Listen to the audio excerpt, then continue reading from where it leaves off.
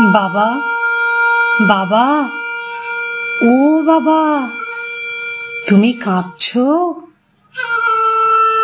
দেখো না বাবা, আমি হাসছি। জানো বাবা, মারা যাবার পর কারো কষ্ট থাকে না। আমি বড্ড সুখে আছি। বাবা, তুমি আর কেঁদো না বাবা। দেখেছো, অসংখ্য মানুষ নেমেছে পথে। তাদের যে একটাই দাবি, উই ওয়ান্ট জাস্টিস। বিচার হবে বাবা, কেউ ছাড় পাবে না। যেভাবে ওরা আমার উপর অত্যাচার করেছে, আমার শরীরটাকে শকুনের মতো ছিঁড়ে ছিঁড়ে খেয়েছে, আমি বলেছিলাম ওদের, আমাকে ছেড়ে দাও, আমাকে বাঁচতে দাও। তোমাদের ঘরে আমার মতো মেয়ে আছে, বোন আছে, স্ত্রী আছে, মা আছে, কিন্তু কেউ আমার কথা শোনেনি। ওরা আমার দেহটাকে দুমড়ে মুচড়ে শেষ করে দিয়েছে। কত কষ্ট, কত আর্তনাদ, কত লাঞ্ছনা। মনে হয় কোনো মা হয়তো এত প্রসবের যন্ত্রণা সয়নি, যে যন্ত্রণা ওরা আমায় দিয়েছে।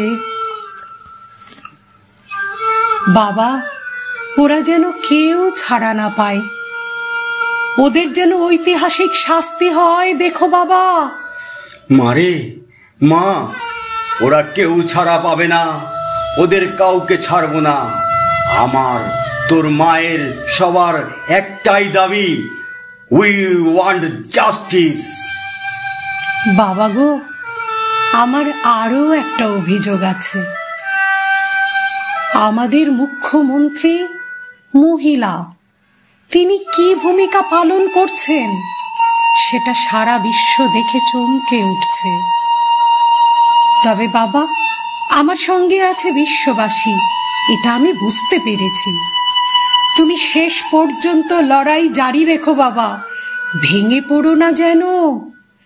যতদিন না ঠিক ঠিক বিচার পাবে, ততদিন লড়াই চালিয়ে যাবে।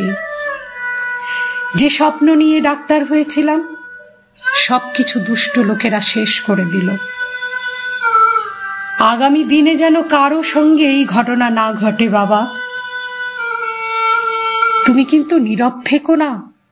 নরকে পরিণত হচ্ছে দিন দিন আমাদের এই সোনার বাংলা। নারী শক্তি থাকবে একজোটে, আমি তখন শান্তি পাবো বাবা, যখন অপরাধী শাস্তি পাবে। এই কথাটি কিন্তু জানিও সকলকে। আমি যে এই লড়াইতে আছি, জানিও মাকে। চিরবিদায় নেব সেদিন, পুরোপুরি লড়াইটা জিতবো যেদিন।